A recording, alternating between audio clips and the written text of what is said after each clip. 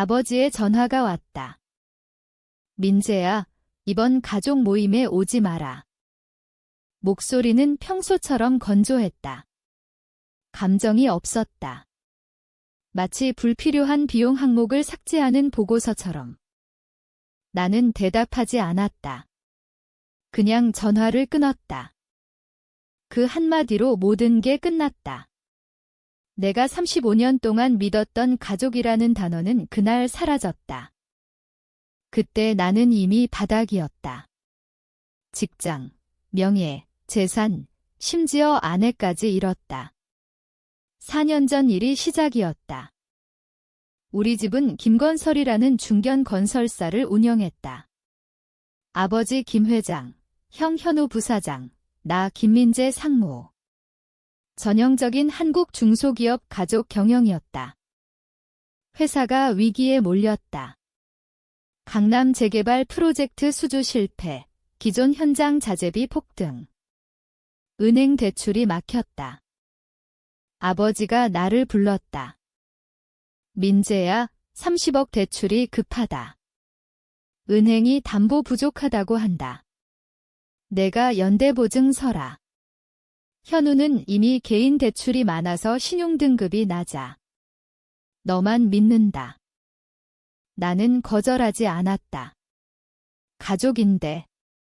내가 희생하면 회사가 산다. 그렇게 생각했다. 은행 창구에서 사인했다. 서류 아래에 연대보증인 김민재라고 또박또박 적혔다. 내 전 재산, 미래 신용이 걸린 서류였다. 대출은 나왔다. 프로젝트는 시작됐다. 그러나 6개월 만에 문제가 터졌다. 회사 계좌에서 8억이 사라졌다. 증거는 모두 나를 향했다. 내 지시로 보이는 이메일, 내 계좌로 입금된 흔적, 내 서명. 검찰이 들이닥쳤다. 나는 구속됐다. 알고 보니 형 현우가 했다. 그는 회사 돈을 빼돌려 강남 부동산 투기했다. 실패했다. 구멍을 메우려다 들켰다. 하지만 그는 증거를 완벽하게 조작했다. IT 업체에 돈 주고 이메일 위조, 회계팀 협박. 아버지는 처음부터 알았다. 변호사와 상의한 기록이 나중에야 내 손에 들어왔다. 회사와 가족 명예를 지키기 위해 나를 희생양으로 선택한 거였다. 재판에서 나는 징역 3년을 선고받았다. 집행유예는 없었다. 아내는 이혼 소송을 걸었다. 더는 못 버티겠어 변호사 통해 전해왔다. 가족은 법정에 한 번도 나오지 않았다. 출소 날 아무도 마중 나오지 않았다. 그리고 6개월 후 아버지의 그 전화. 오지 마라. 내가 오면 회사 이미지에 타격이다. 주주들이 불편해해. 나는 웃었다. 혼자 원룸에서. 그날부터 나는 그들을 관찰하기 시작했다. 멀리서, 조용히. 출소 후 나는 서울 외곽, 구로 쪽 낡은 원룸으로 이사했다. 보증금도 없는 월세 방 이전 아파트는 압류당했다. 이른 건설 현장 일용직으로 시작했다. 하루 15만 원, 몸은 힘들었지만 머리는 차가워졌다. 가족 소식은 멀리서 들었다. 회사 홈페이지, 뉴스, 지인 통해. 김건설은 살아났다. 내 보증으로 받은 30억이 숨통을 틔웠다. 새 프로젝트 수주, 매출 상승. 주식도 비상장이라지만 기업 가치가 올랐다. 형 현우는 부사장에서 전무로 승진했다. 아버지는 여전히 회장. 어머니는 암 진단받았다고 들었다. 위암 초기. 수술 잘 됐다고. 나에게는 아무도 연락하지 않았다. 나는 매주 일요일 회사 근처 카페에 앉아 그들을 지켜봤다. 멀리서. 아버지가 벤츠에서 내리는 모습, 형이 새 차로 바꾼 모습, 어머니가 쇼핑백 들고 나오는 모습. 그들은 잘 살고 있었다. 내 희생 위에. 처음엔 분노가 치밀었다. 밤에 잠 못 이루고 벽을 쳤다. 그러나 곧 깨달았다. 분노는 소모적이다. 에너지를 아깐다. 나는 참기로 했다. 아직 때가 아니라고 스스로를 설득했다. 침묵하면 언젠가 알아줄 거야. 내가 희생한 걸. 그렇게 1년이 흘렀다. 그러나 그들은 변하지 않았다. 추석 때도, 설날에도, 어머니 생일에도 나는 초대받지 못했다. 지인이 전해준 말. 현우 형이 그러던데 민재는 이제 우리 가족 아냐. 과거 일은 잊자?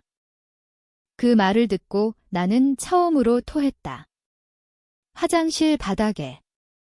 그날 밤 나는 결심했다. 침묵은 아무도 구하지 못한다. 나도, 그들도. 그들이 나를 버렸다면 나도 그들을 버릴 수 있다. 하지만 서둘지 않았다.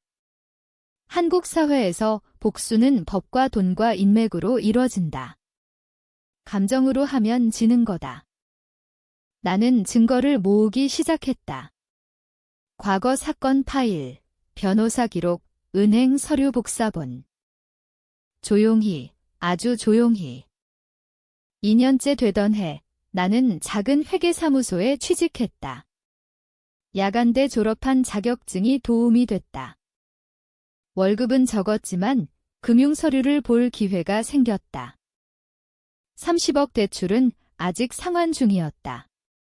만기 5년, 내 연대보증이 핵심 담보였다. 은행 입장에서는 내가 없으면 대출 회수가 위험해진다. 법적으로 연대보증 철회는 가능했다. 이유만 있으면. 나는 형의 과거 흔적을 추적했다. 그가 돈을 빼돌린 부동산 거래, 위조된 계좌 내역. 옛 동료 하나가 도왔다. 돈을 주고. 증거는 충분했다. 형을 감옥 보낼 수 있을 만큼. 하지만 그건 너무 직선적이었다. 너무 빨랐다. 나는 더 기다렸다. 형에게 처음 연락한 건 3년 만이었다. 카톡으로. 형, 잘 지내? 답장은 3일 후 왔다. 너 아직 살아 있었냐? 차가웠다. 두렵지 않았다. 나는 사진 한 장 보냈다. 과거 횡령 증거 일부. 이거 검찰에 갈까? 답장이 바로 왔다. 뭐 원해? 돈. 나는 웃었다. 아니. 그냥 인사. 그날부터 나는 그들을 흔들기 시작했다. 아버지에게도 익명 편지를 보냈다. 증거 복사본 일부. 아버지는 변호사를 통해 나를 찾으려 했다. 하지만 나는 이미 흔적을 지웠다. 어머니 수술 후유증이 심해졌다는 소식을 들었다. 나는 병원에 갔다. 멀리서 어머니를 봤다. 마른 몸, 형과 아버지가 곁에. 잠깐 흔들렸다. 어머니 얼굴을 보니 가슴이 아팠다. 이만하면 됐나? 그러나 어머니가 형 손을 잡고 웃는 모습을 보고 깨달았다. 그들은 나 없이도 완벽했다. 나는 돌아섰다. 복수는 이제 돌이킬 수 없는 길로 들어섰다. 형이 먼저 연락했다. 만나자. 강남 카페. 형은 여전히 비싼 정장, 명품 시계. 나는 평범한 점퍼 차림. 형이 말했다. 얼마면 돼? 5억.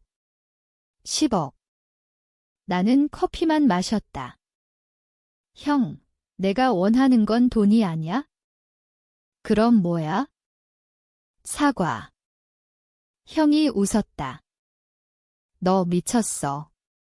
내가 잘못해서 회사 거의 망할 뻔했는데. 나는 증거를 테이블에 놓았다. 형 얼굴이 하얘졌다. 이게 어디서?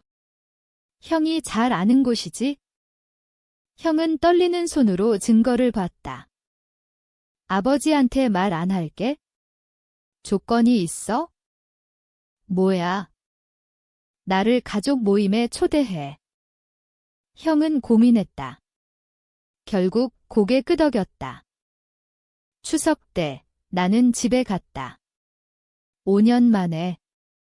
아버지는 나를 보자마자 얼굴 굳혔다. 왜 왔어? 형이 초대했어요. 식사 자리에서 분위기는 얼어붙었다. 어머니만 나를 보고 울었다. 민재야. 나는 차갑게 밥만 먹었다.